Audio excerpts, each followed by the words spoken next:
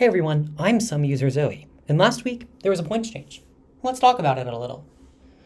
Just some general ideas. It's only been 1 week, so defining where these cards are going is really just speculation. However, I do think it's important speculation to do because a lot of the talk around it has been why these cards are pointed, or if they should really be pointed or not. However, they are pointed right now. So now we have to figure out what we're going to do.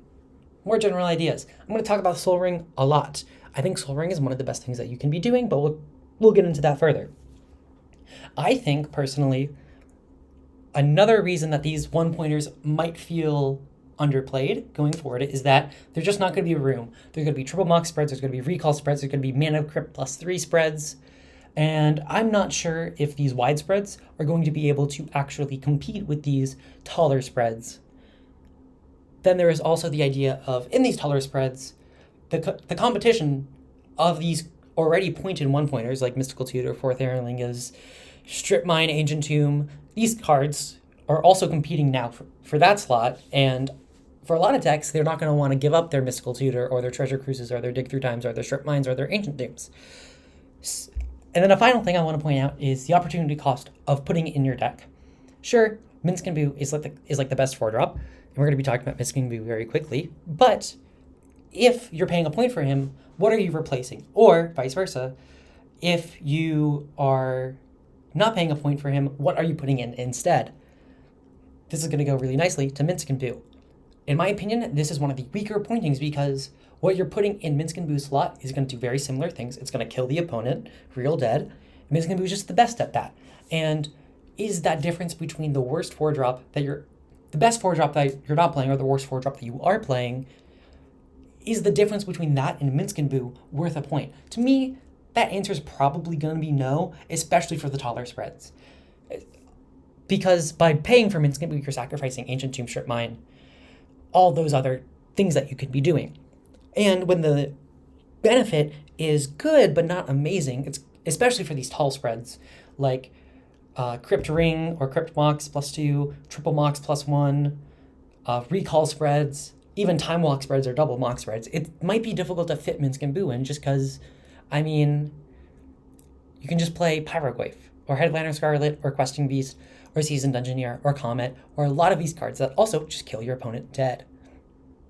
Now, where is Minsc Boo actually going to see play?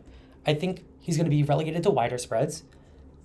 And when I talk about this, I think this is my opinion for what's quote-unquote optimal. He's, of course, going to see play in Triple Mox +1 spreads. He's going to see play in Recall spreads. He's going to see play in Crypt +3, +2. However, in my opinion, for the optimal spreads, I think he's going to be relegated to the non-optimal ones, the Double Mox wide spread, the maybe even Singular Mox, the Mox Ring +4, Crypt +5, Time Walk maybe. It's just really hard to fit in, especially if you're higher color, Fourth Ring Liz is probably better, White Plume's probably better, or Card Draw Spell's probably better. There's just a lot of options that are competing. Psychic Frog's better. So there's just a lot of things that are competing for Minsc Boo's slot. Anyways, so I said wide spreads. For those decks, it's just lower color red-green decks like Gruul, like Naya, like Jund. I think even once you get to 4-color Blood, it becomes a lot more competition. I think once you get to blue piles, there's so much competition that I don't think a Minsc can really beat out the other options. Ren and 6, a great example.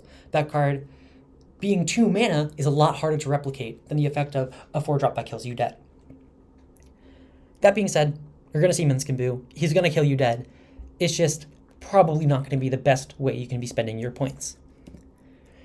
Now let's get to Psychic Frog. I think Psychic Frog, starting off, is going to see play in Reanimator.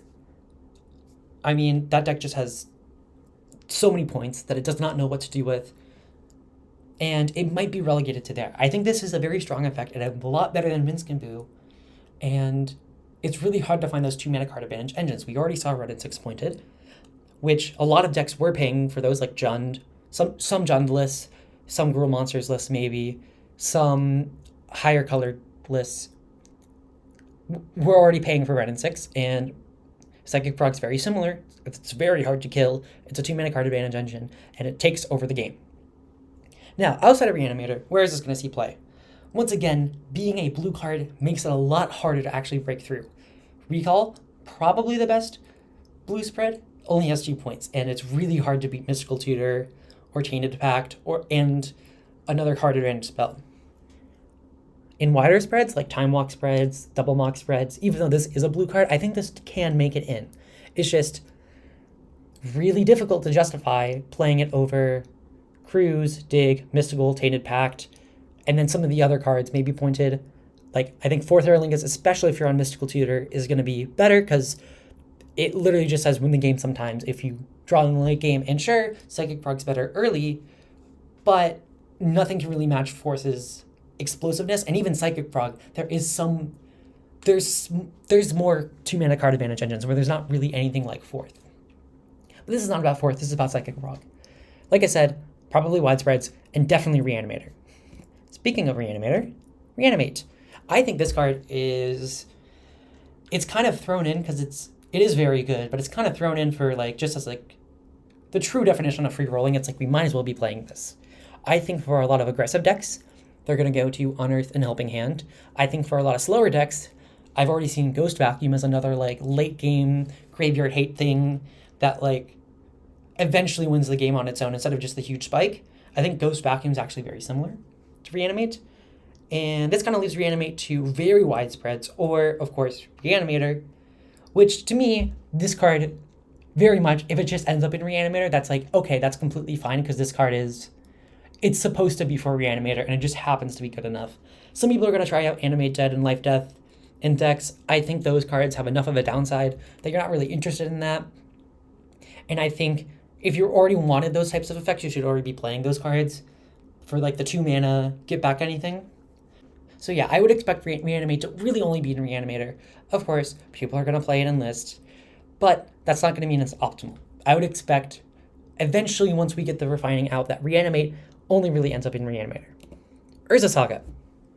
This card actually has a lot of homes. I think this is a great pointing because there's a lot of mid-range decks that just throw it in, even if it's correct or not, because it's a very individually powerful card. I think Red and 6 was also similar, where you could just be playing Red and 6 in your aggro deck, even if it was so not on the plan, it was just powerful enough to carry that plan, its own plan of, hey, we're going to go long now, by just drawing lands every turn, killing off 1 toughness creatures. Urza Saga is very similar to that. However, now that it's pointed, a lot of decks still really want this. Any deck that has a 0 or 1 cost card that it wants to tutor, even tokens or Martyr Proc or Nightmare decks really want Skull Clamp. And they might pay a point for this because Skull Clamp is that important to their deck. And of course, Artifact Combo is going to play this, just Artifact decks in general. If you're making 6/6 contracts with it, of course this card's going to be worth a point. However, I think it's going to really reduce the rate of, I'm playing a mid-range deck, let me just put it in. However, I think some people have already mentioned this, but I think some people are going to cut Urza Saga and then cut some of their one cost artifact graveyard hate and not put any more graveyard hate in, which is going to not go well for them. I think it's very common for people just to play a Saga package when really your Saga package should be good cards already, and maybe you throw in, maybe some of your graveyard hate becomes artifacts because you can now find it. And now your graveyard hate just becomes more creature-oriented, or maybe it's on a spell like Cling to Dust. Though Cling to Dust is very good. But yeah, Nadu with Shuko, that's the one I forgot. This is going to see play in a lot of places, and I think a lot of people are going to be happy paying the point for this. White Plume Adventure. This one, people talk about a lot why it's pointed. However, because it's pointed right now, I'm going to say that I think this is one of the few cards on the points list that can actually contend for the Triple Mox +1. Currently in Turbo Blood, which we're going to talk about Turbo Blood in a bit, but currently in Turbo Blood, I'm on Trip Mine, but I'm very close to putting in White Plume because it is that strong off of fast mana. And the deck plays 9 sources of fast mana in Triple Mox, Chrome Mox, Mox Diamond, Lotus Petal, 2 Spirit Guides, and Tinder Wall. All of these cards just to power something out, and White Plume is one of the best things to power out, especially because it's 3 mana. Sure, maybe Minsc and Boo is better and kills your opponent faster, but that extra mana really matters a lot. So I think that I don't know what to say. I think this card is very strong, and I am biased towards it. I think it might probably not be right, but it's very close on the edge, and I think definitely it's going to be one of the first cards you throw into widespread, mid-range, or aggressive decks. I think that a lot of like crypt decks are going to be interested in it. I think some decks might prefer Fourth Lingas over this, and some decks might prefer this over Fourth Lingas. And Fourth Lingas was like, that card is stupid. So this card being on that level just really, it really shows the power of it, and I think it's going to see play in a lot of places. One of the main places it's not going to see play in anymore that it used to see play in was blue control shells. And a lot of people were like, oh, but it's like doesn't seem very good. It was very good in blue control shells. We don't have to argue this point. It was very good in those shells. Maybe if you're not in if you're in creature hell, it's not as good, but even then, this card was very good in blue shells, and having them lose it, and I mean, this is not really a card that you're going to pay a point for over Dig Through Time, Treasure Cruise, Mystical Tutor, Tainted Pact, Fourth Lingas, because Fourth Lingas can be found off Mystical Tutor, and it's a very better late game finisher. Those decks aren't going to play it. And I think a lot of the Nadu combo decks aren't going to play it. A lot of the random creature decks that were just like, oh yeah, I'll put it in because it's White Bloom, are not going to play it anymore. But the dedicated aggressive decks that are trying to kill you fast are going to consider this as a point. Now we get to Soul Ring. I think this is the change that is going to impact the most by itself. I think the last 5 changes altogether are going to be more impactful, but I think Soul Ring to 3, I don't know why they did it. I don't know why they did this. Soul Ring is so powerful, and maybe it was underpowered at 4, but it is so strong at 3. I encourage people who have not really played with this card in Canadian Highlander just to play with it, because the secret is you don't have to cast 4 drops, you just cast your spells. And whether that be 2 drops on turn 2 if you play this on turn 1, or a 3 drop and a 1 drop, or maybe it is a 4 drop, or maybe it's only a 3 drop, but then on future turns you don't have to have another land drop to then hit your 4 drops, or your 2+2, or your 1+3. Just being 2 mana sources on one card is extremely powerful, and part of the reason why Crypt is 5 points is because it can do that on turn 1. This just doing that a turn later is completely fine. If it pairs with other fast mana, it's still a +1 on the turn, and oftentimes you're not going to use double colorless on the turn you play this unless you're in an artifact deck. But yeah, Soul Ring is just so strong, and I'm baffled that they put it to 3. I know I'm very biased towards the card because I'm fast mana good, and this is better than Moxen, which are also 3. But that's what I was saying, that Soul Ring is the thing to be doing, is because it is better than a Moxen. It costs the same amount of points. Of course, artifact decks are really going to like this. And artifact decks that aren't tied up in their points to tutors or Time Vault are really going to enjoy this at 3. I mean, they did get hit with Saga to 1, but it's a nice even trade. And where aggro decks, I think lower color, I think even 3 color decks should consider Ring double Mox Tomb, just because it is so strong. And I played against it back when Tomb was 0 and Soul Ring was 4, the double Mox Ring spread, and it was so strong. And I don't know how many people actually played against it, but oh my god. Sorry if it seems like I'm at a loss for words, but it's really hard to explain how high I am on this card, and how I think if you're a creature deck, you should be playing this, just because it's so nuts. It's play it in your decks, win with it, lose with it. Sometimes it's going to get misstep or pending, or whatever, and you're going to be sad, but that's just the cost of business, baby. Okay, let's move on. Spell Seeker. Seeker Walk gets more points. Who cares? We'll talk about Seeker Walk. However, people are looking at this as a way to find recall. Some people are saying it's just solve the equation, but it's not, because it's a 1/1, and that 1/1, it's important. Even if it doesn't seem like it. Even in non-ephemerate shells, that 1/1 can matter, and just putting something on the board while you're tutoring is very strong. Now let's talk about ephemerate, because I think that is where the card gets really stupid. Being 2 tutors in 1, that is insanely powerful. Even if you aren't finding a combo with it, finding recall, cling to dusk or whatever, or recall removal spell, or who cares? That is just such a strong play. And sure, it's vulnerable to removal, but you don't have to go for it if you think your opponent has removal. Of course, you're then playing Ephemerate as a Garnet in your deck if your deck cannot use Ephemerate really well. But if your deck can use Ephemerate really well, then it just gets so much better. I think combo decks are going to be fine with this, with just playing Ephemerate as a Garnet, and then sometimes you draw Ephemerate and then you're sad. But being able to just go Ephemerate Spellseeker and find two, like, Entomb Reanimate, for example, I think that is a very strong play. And like I said, you don't have to go for it. You think your opponent has removal up, you just go Spellseeker, and they're like, okay, they're going to find Ephemerate, and then you just find Entomb, either Reanimate in hand, you die now. Anyways, I think this is a card that people are going to look to break, and I think it is going to be broken, but I think it's going to be fine at 0. There is a world where this goes back to 1 if people really break it, but I think this card is, being at 3 mana, and to really abuse that is really a 4 mana card, kind of pushes it to the being okay at 0, even if I think this is going to be a very strong card, and a lot of decks can consider it now, even if they would never consider it at 1. Unlike Survival, I think most decks that would have wanted Survival at 1 are going to want it at 0, and a lot of decks that want it at 0 would have wanted it at 1. That's a weird way of saying that, but I think there are going to be some new decks that are made because people are now brewing with Survival at 0, but I think this card, you know if you want it or not. It's not a surprise, like, oh, maybe I can use it in this way. It's like your creature combo, your graveyard shenanigans, like, you would have been wanting to pay for this point at 1. Maybe you decided it wasn't good enough at 1, but it is at 0. Maybe you decided it's not good enough at 0, which is very sad for Survival, because the card's very cool. Anyways, I don't think there's a ton more to say about this card. You put it in creature combo, you put it in graveyard decks. Yeah. Let's go over the big winners. Jeskai. Jeskai really only got hit with White Plume, and, like, who cares? I mean, we could talk about how White Plume was an important part to Jeskai, but not that important, and they also got Spellseeker, but is Spellseeker really the thing to be doing?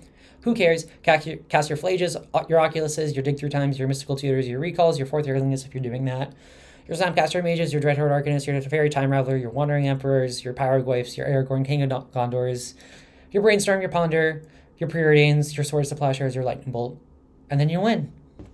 Maybe not in that order, but yeah. Combo decks. These decks are better against Jeskai than other blue decks because Jeskai does not have black, so they don't have hand attack. They don't have great graveyard hate. So combo decks that revolve around the graveyard are going to feel a lot better going into Jeskai. And even if, like, they're Lotus Breach and they did lose something important, Urza Saga finding Lotus, there's a very strong play. But also some other like Flash just gained a point. And now, like, the best blue deck in the meta, and, like, the ones that's probably going to be overrepresented for a little bit, is going to be a deck that does not have hand attack in it. You're feeling pretty good. I'm not an expert on Flash Hulk, so maybe Jeskai's a terrible matchup. But there's a ton of other combo decks that I think a lot of the spell-oriented ones are going to be in a lot better position. I think Soul Mana spreads, they're back on the menu, baby. I think Double Mox Ring is good. Double Mox Ring Tomb, I talked about it a little bit before. I think that spread is going to be deadly, and I think people should really experiment with that. You can also go Crypt Ring +2, probably Tomb, and probably your last point. You could do Strip, or you could do White Plume, or you could do Fourth Earlingus, or you can do Minsc and Boo, or you can do literally whatever. It does not matter as much as the 9. I think these decks are going to be very strong, and I think that you should find a reason to not be playing Soul Ring and the Soul Mana in your decks. And Seeker Walk, I mean, no one plays Seeker, like, just pure Seeker Walk and not Nadu, but it gained, like, 2 points this change.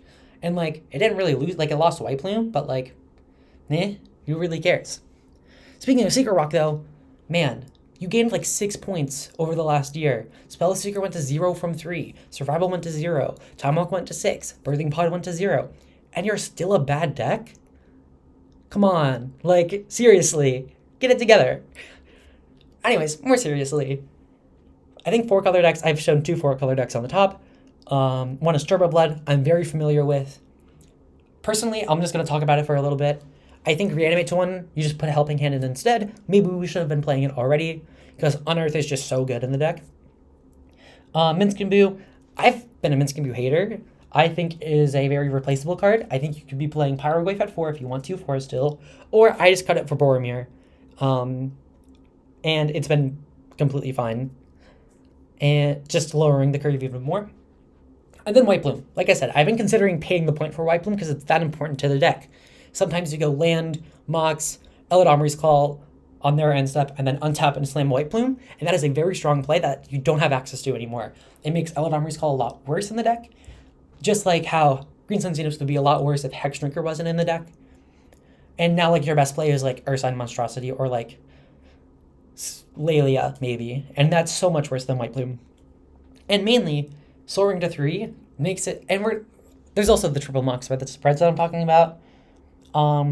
It's going to be really hard to not play double Mox Ring over triple Mox, because Ring is just such a powerful card. I've said it before. Double Mox Ring just seems so much better. Or even if you're doing a widespread, Mox plus Ring over 2 Moxen just seems so much better. I think Turbo Blood won't be playing Ring, because like Carnage Interpreter is a card in the deck. There's a lot of 2-drops in the deck, and the deck wants to play a 2-drop on turn 1, and Ring does not allow you to do that unless you have more fast mana, and then it allows you to play a 3-drop on turn 1, and then have a ton of mana that you don't use. Speaking of triple Mox really got hurt, especially these are Jandanaya. Sorry, my brain's a little slow. It's been a long day. Yeah, you just lost a lot. Like, you lost Minskinbu, which is your best threat. It's really hard to justify paying for that point, as I talked about earlier. You lost maybe Reanimate or White Plume. You already lost Ren and 6. But Triple Mox in general lost a lot. And same thing with recall spreads, especially Check. Poor went out for Check because holy, it got hit hard this change. It got hit with Ren and 6 last change. It got hit with Minskinbu, Psychic Rock, and Reanimate this change. The deck as a recall deck is probably not, you should just be playing Grixis because it gets you Oko, Deathrite Shaman, and like some removal spells, which is fine, but is not worth a 4-color cost. However, people are going to be like, oh, just play a widespread. However, that deck is completely different from Recall Check, and just be like, oh, play Double Mox or play Time Walk, and then be a more mid-rangey super pile deck. It's like, well, that's a completely different deck. They're just the same color combination. And I already talked about Seeker Walk. Rip Bozo, you will not be missed, except I will miss you. Thanks for watching. Maybe you can subscribe, comment if I was wrong about anything, because I definitely was. And yeah, see you next time.